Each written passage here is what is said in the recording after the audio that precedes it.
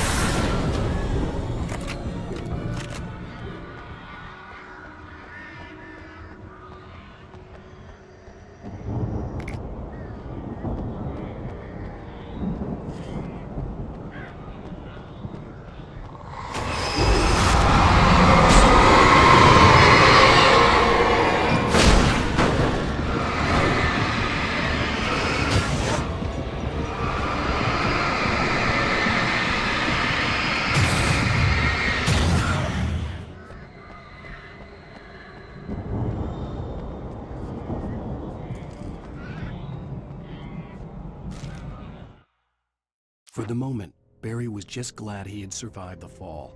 He had been separated from Al, and there was no easy way to climb back up. He told himself he'd be okay in the gloomy forest at night. He would just have to wait for a while for Al to find his way down. Barry turned when he heard the heavy footsteps and saw the movement. The man-shaped shadow lunged at him from the bushes, an axe held high. Barry screamed and threw up his hand. The world exploded.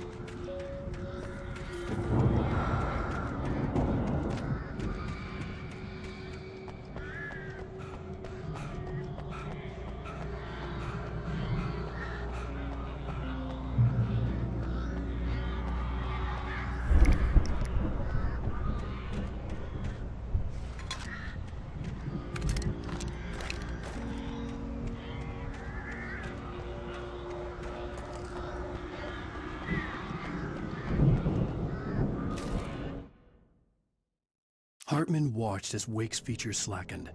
The man was bullheaded, no doubt. Even lying on the bed, he'd almost broken Hartman's nose the second time. But with a little time, he could break Wake down, give him proper direction. Wake was easily the most promising subject he'd had. Well, since Tom, really. "Sleep well, Alan," Hartman whispered with a smile. "Let me take care of you." He sniffed hard to clear his throbbing nose, swallowed blood, and barely tasted it.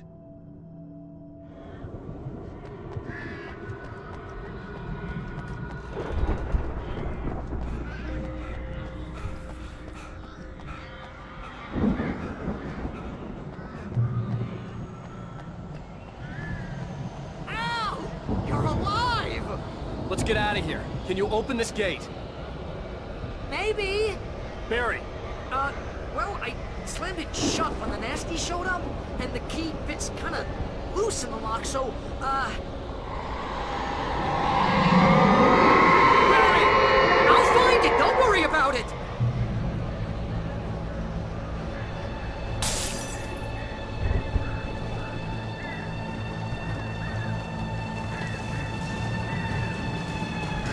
shot, Barry! I'm on it!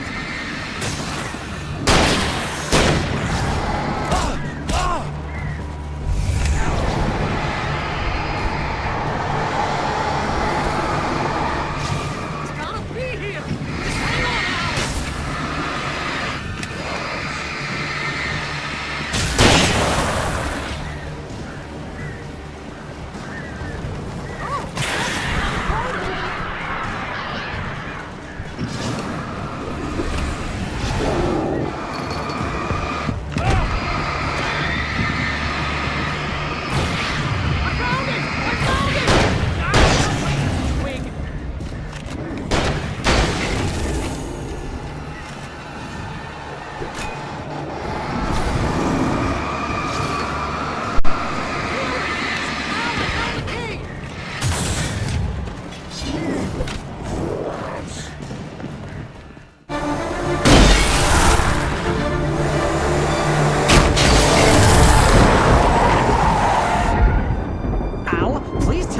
for the nearest "You're now leaving Bright Falls. Come back soon" sign.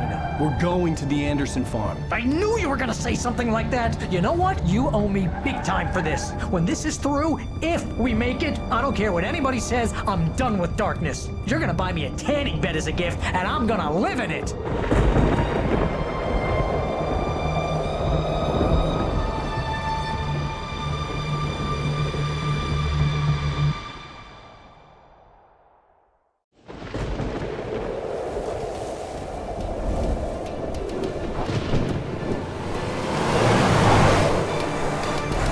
Crazy, but that's fine, Barry. Oh, you got that right, Al. You're barking mad. You are by far the craziest... But maybe that's inevitable when you deal with crazy stuff like this. It helps. This is happening, Barry. Alice, they never had Alice. She's trapped in the darkness at the bottom of the lake, but she's not dead. Al, how can you know that? I know, Barry. I can... Al, No, listen. I can bring her back. I can find her. There's something special about this place. The lake, it does something to the works of art created here. It makes them come true. But there's a catch. The dark presence, whatever that thing is, twists it to its own ends. That's why all of this is happening. It's using my manuscript to take over everything. Al, I believe you. It happened to Thomas Zane before it happened to the Andersons. I believe you. Crazy or not, you're not delusional. Weird shit's going down. That's a fact. I'm on board, man. I'm with you. The Andersons knew about it, but they were too far gone to tell me with all the drugs they were on. But they wrote it down. There's a message somewhere at their farm, Barry. We just need to find it. Look out!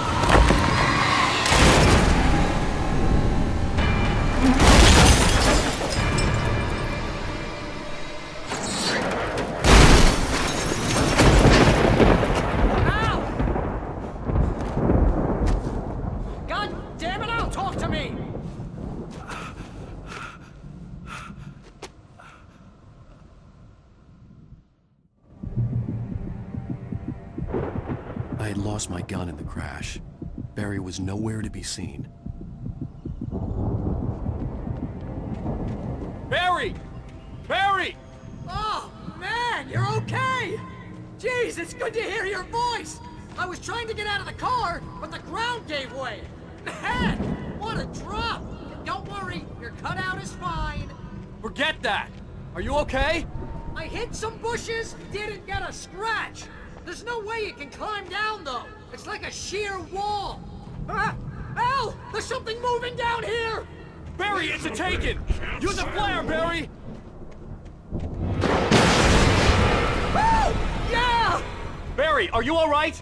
I'm good, Al! I'm great! Guess you never messed with anyone from New York City before, huh? You're gonna have to find your way around to the farm, Al! I'll be waiting! Barry, just wait for me, okay? Al! I'm not staying here! It's suicide! I'm going to the farm! I'm gonna go ahead and secure the area! You can catch up! Don't worry about it! I'm on the case! Now he's Rambo. This would turn into a disaster if I didn't catch up with Barry.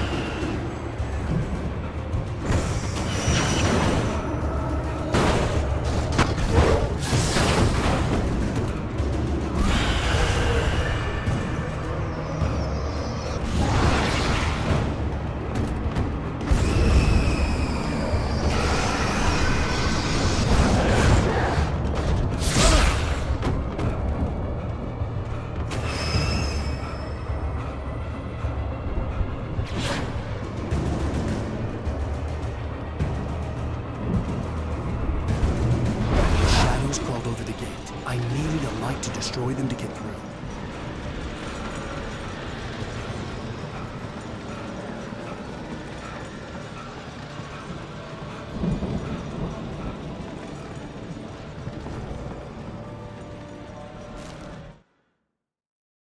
Agent Nightingale stared at the passed-out rider.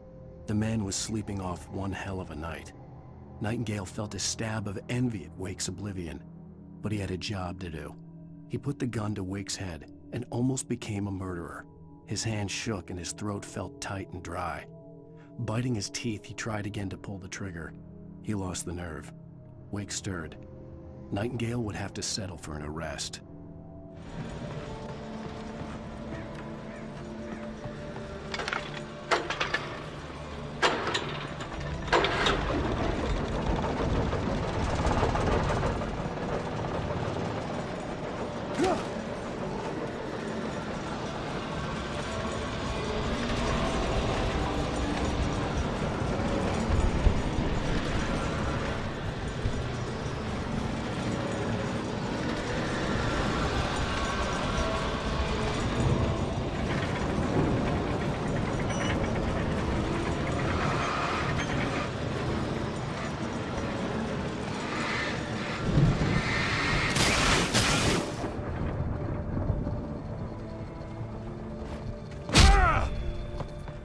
I could sense the movement in the woods ahead. Facing the enemy without a weapon was dangerous, but I had no choice.